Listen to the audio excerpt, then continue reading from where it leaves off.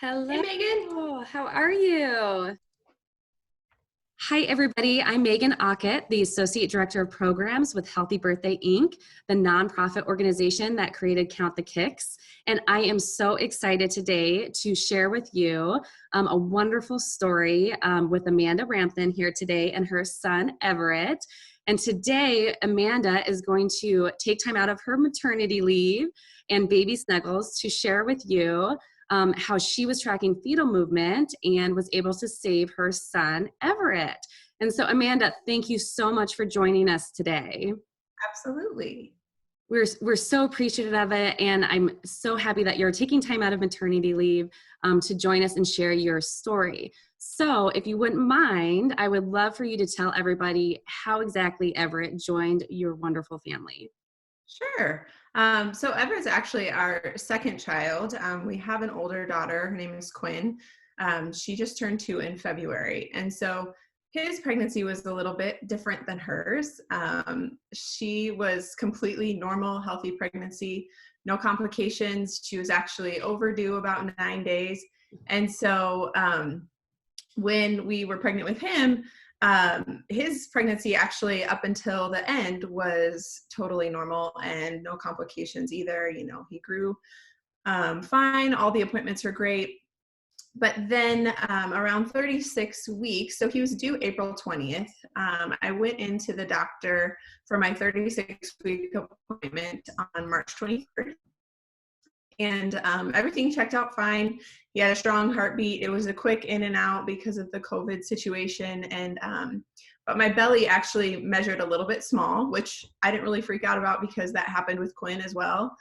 So they actually ordered an ultrasound on that day. So we went up and had the ultrasound right away, and it was a limited ultrasound. They're just checking size and everything, and measured right on 36 weeks for size. And so they sent me home. Everything looked great. They said, "We'll see you in a week." And then the next day, so the 24th, I was home with our toddler, with Quinn. We had pulled her out of daycare because of COVID. I was trying to work from home. So I was very distracted that day. I was trying to work and entertain and all of that, but I was still trying to be cognizant of his movement. And I just felt like things were a little bit different. He was just kind of lazy that day. I didn't really feel him move at all in the morning, which wasn't really out of the norm for him. Normally after lunch was when I could count on him to kind of roll around. So we had lunch, and I was still not really feeling much. I think I felt maybe 2 or 3 movements in the matter of a couple hours. But even then, like, Quinn went down for her nap. I was like cleaning up the house, and still this kind of like voice in my head was like, something's just not 100%. I had actually dialed the number to the clinic probably 2 or 3 times that day before I actually pushed call. And then I'd like feel just like this tiny little ping in my belly, and I'm like, oh, he's fine. And I'd erase the numbers and I wouldn't actually call. And then about 4 o'clock, my husband's coming home from work, and I'm like, I still hadn't felt maybe 2 or 3 movements since lunch until then. And so I finally called the clinic. I had some nagging from my mom and sister because I'd been texting them. They're like, you really just need to call. So I called them, and they said, have something sweet to drink, lay down for an hour, count your kicks. And if you don't feel at least 10, let us know. But they said, call us either way. We want to hear what kind of movement is going on. So I did that. He had hiccups, but that was about it. I didn't feel any strong movements at all. So I called them back. They wanted me to come in, which was fine. We actually doctor up some north of here about 30 minutes. And so I knew there'd be a little bit of a drive. So I told them, I'm going to have dinner with my family and then I'll be there, because I really didn't think it was that big of a deal. I actually went in for a non-stress test with Quinn as well, because she had a lazy day and I was worried. And so I went in, and she ended up rolling around and was totally fine for the test. So that's really what I expected from him.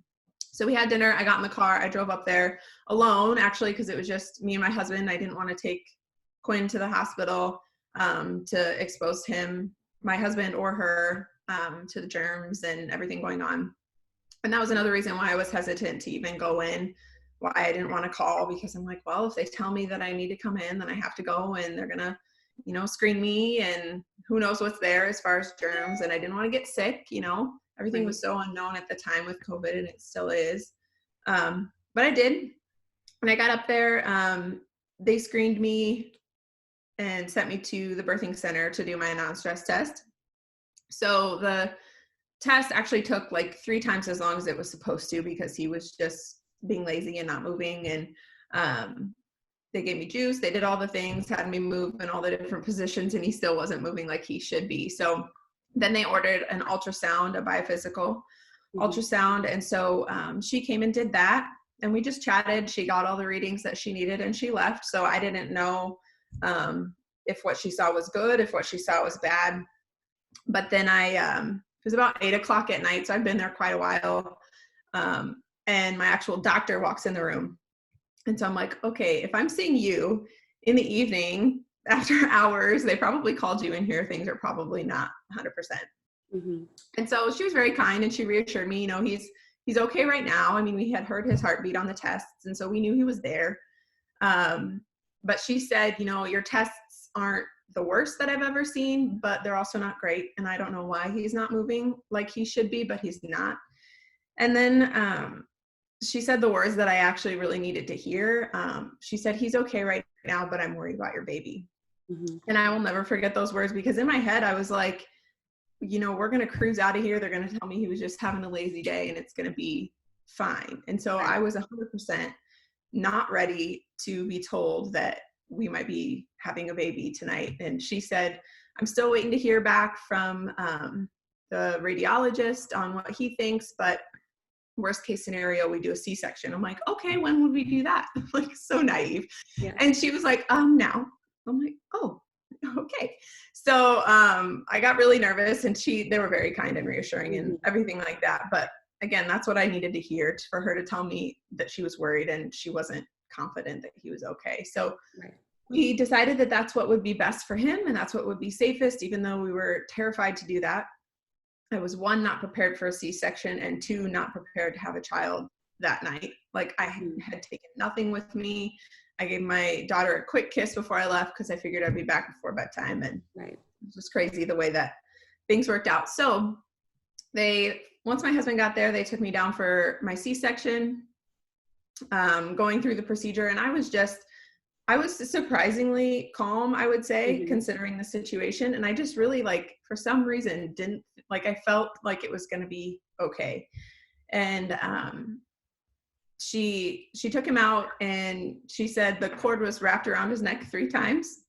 Wow. And she said, it's been a long time since I've seen that. And so that kind of was just like a wave of relief almost for me, because I'm like, okay, I made the right decision. There was obviously something wrong. But he was still 4 weeks early. And so they didn't bring him to lay on my chest or anything like that. They took him to start running the test and everything. He did cry right away, which I was really anxious and worried about, because I just wanted to know that he was okay. Right. So finally, after they finish the surgery, they take me upstairs, and as they're wheeling me to my room, I see him off in kind of this testing room there's probably 8 or 9 people gathered around him. So my heart started racing. I'm like, I don't like the looks of that. Obviously things are not 100%, which I didn't necessarily expect them to be, because it was 4 weeks early. So ended up, we delivered at a hospital that doesn't have a NICU. And so I always knew that was kind of a risk to have a baby there, because if there ever was something wrong, we could be separated right away. So eventually the doctor came in and said, he's okay. We're trying to get some blood, but it's really hard. We're having a hard time getting blood, and he's having to work a lot harder to breathe than he should. And so they kind of went back and forth for a while. And then they did decide to transfer him. So they transferred him actually 30 minutes south, literally a block from where we live. Oh. So that was kind of weird. Yeah. We had to be separated for probably about 12 hours. So he was born at 10 o'clock at night, and they actually ended up transferring me the next morning. Okay. Which was wow. So we could be transferred in together. Yep. In the NICU, he got some blood, so it ended up his hemoglobin levels were very low. His level was at about a 4, and the doctors like to see it at a 12.